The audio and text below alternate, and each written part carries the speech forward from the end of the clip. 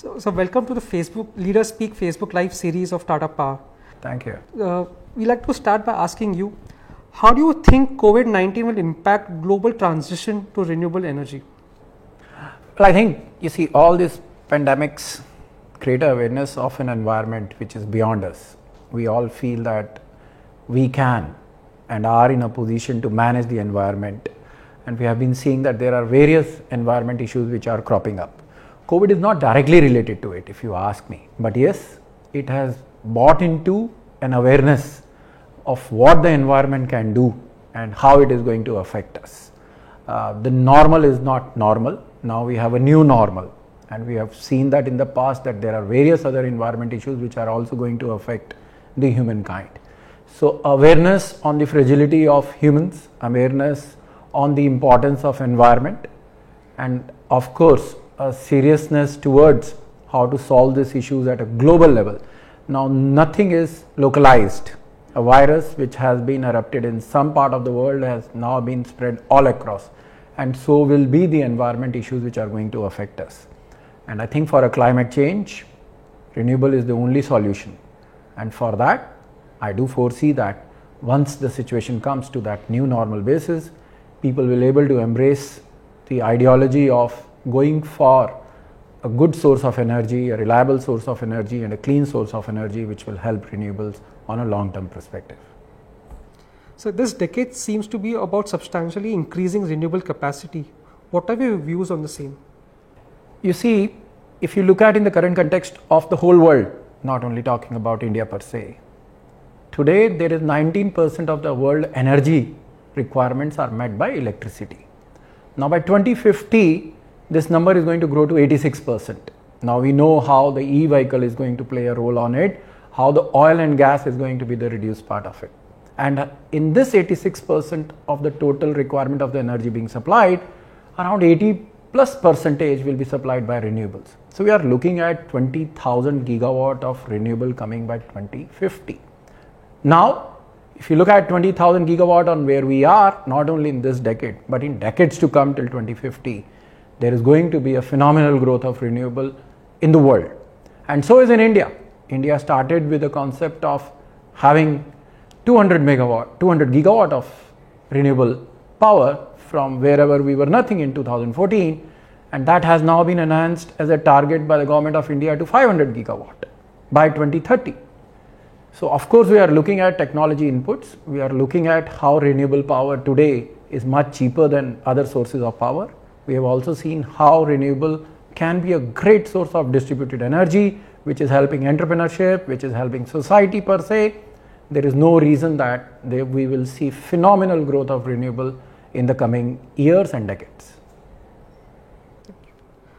So how are we ensuring workforce development and business continuity and achievement of future business successes in the midst of this pandemic?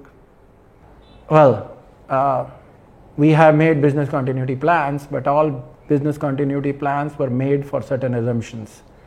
COVID-19 was not a part of those assumptions on which we made a business continuity plan. The good part is that our business continuity plan has been faring very well in this pandemics. So I give credit to all of those who has made this business continuity plan, and with the result today, among all the installation of 71 installations we have at various sites of renewable, all of them are performing at a pre-COVID level, if not better than the pre-COVID level. I think this plan has helped us. Having said that, we are in the era of a new normal. What has helped us so far will continue to help us, but since now we have aggressive plans of a growth of renewable in the company, we are trying to see, and we are now mapping up how do we make a growth path by having this new normal, which is a part of our life now. This COVID is not going to go off in a week or two. And we have made plans so that the company's growth aspirations can be met with the business continuity, and we can come out even more stronger in this post-COVID era. Thank you, sir. So, how do you plan on mitigating the after effects of COVID-19 on business? I think there are no after effects of COVID-19. Now, if you look at it, where are we in this business? we have operating plants and we have a new plants which are coming, and we are also a EPC company where we work on rooftops, farms, we work on utility scale projects. As well as the operating plants are concerned, there has not been any effect on it. Having said that, we have also realized that why we are not affected to that extent is because of our focus on utilizing technology, digitization, and working on our workforce with a limited amount of workforce. I think all those factors have come out so nicely now that our operating plants are unaffected, completely unaffected. What is affecting us today is working for our EPC, whether it is rooftop or it is utility scale projects. I think that is an area where we are governed by the statutory requirements. Some openness has come, but in times to come again, we will have a new normal. We will have a new normal where there will be distancing. We will have a new normal where we cannot have a large amount of people being gathered at the same area. Let me share with you that how we are making cost effectiveness when we do the EPC projects. What we do is that we try to execute the same project which used to take 18 months in the past in 6 to 7 months.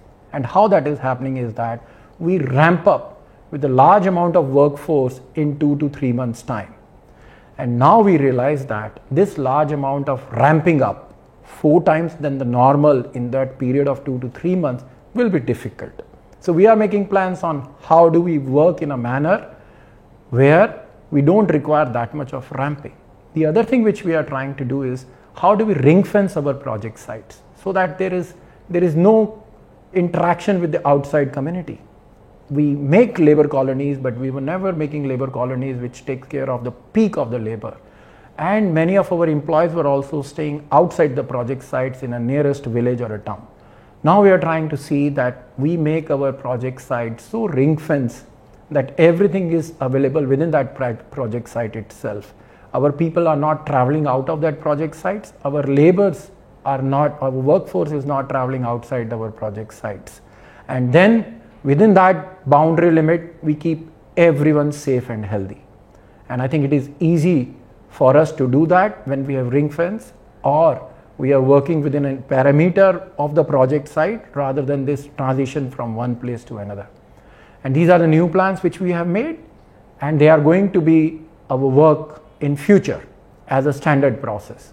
The third thing is we are trying to see how more to incorporate technologies and install more and more technology solutions and digitization so that we have less and less of people requirement for operating and executing our projects.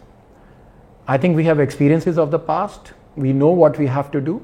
Now we are making new plans to enhance more and more of it in our future business, and that will be the new normal for us for times to come. It will be post-COVID, but throughout the life of the projects and many, many years to come, that is how we are going to work, because today it is COVID, tomorrow it could be any other effect. We cannot let our project sites or the aspirations of our people and this organization being affected by these changes which are beyond our control, but we know how to work with what is within our control. Thank you, sir. How will the industry change post-COVID-19 crisis? I think the important factor which we have seen is on the fundamentals. If you look at it on the COVID-2, the people who are healthy are recovering well. So all those organizations which are healthy will definitely able to sail across this time period. Other thing which has come out very clearly is the focus on cash, the focus on profitability. Now if those you have taken high risk with very risky assumptions, some of them may not come true and it will affect the business very adversely. So if the organization has been conservative in their assumptions, if the organization has not taken major risk, considering all the factors will remain same, which doesn't happen in our business. So I think in the industry we will see some fallout of those players who have been taking very aggressive assumptions. We will also see some fallout because of this liquidity crunch which might come on a short-term basis. But it will help the industry on a long term. We will see consolidation. We will see only healthy companies going forward, which will help the industry per se, and will also help the country per se, because at the end of the day, whether if a public company makes losses, it is a loss for all shareholders, and we don't want that in any industry. We should have a losses for all shareholders. So it's good for the industry to have this consolidation, and it is also good that the healthy player moves forward, because here in renewable we are not looking for a short term, we are looking for decades and decades, and only the healthy player can run for decades and decades. I always keep on saying renewable is like marathon, it is not 100-meter dash.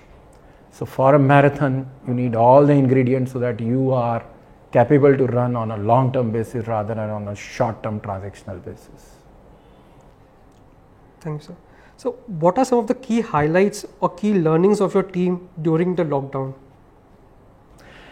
See, I have been interacting with a lot of our employees in the last 6 weeks on a 1:1 basis.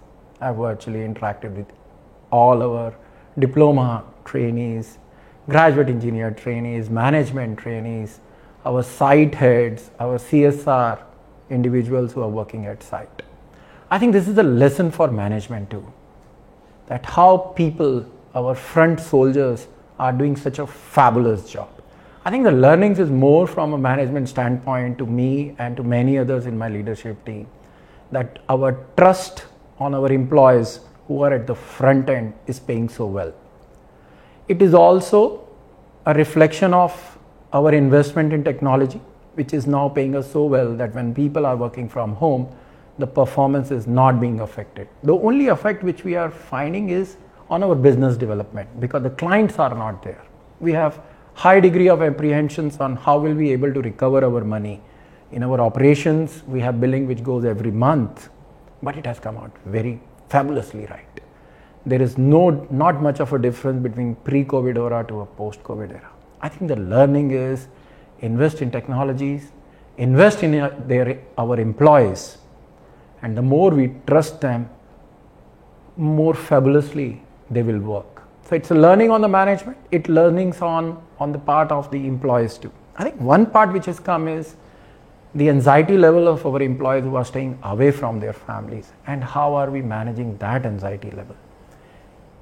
In our interactions with our support to their family at the back as and when it is required, in reassuring them that the company is there, the leadership is there, and every individual is there for them and to support them, I think has come out as a very, very illustrative example on how an organization to work. The values of the Tata, to trust in their employees, to trust around the society around them. The community that around our project sites are helping us, because in the past and even in the current time frame, we have been supporting the community, and we have seen and we have been reaping benefits of their support to us in the last few weeks. I think all that which Tata values in which we inculcate, and each one of us are enshrined on to that particular values, we are reaping the benefits. And this is a lesson for us, that follow the tradition, spend on your employees, spend on their emotional well-being, spend on their physical well-being, support them on the family front, and see how they make the company prosper. These are our lessons. Thank you so much, sir, for your insights and your time. Thank you. Yeah, always welcome. Thank you.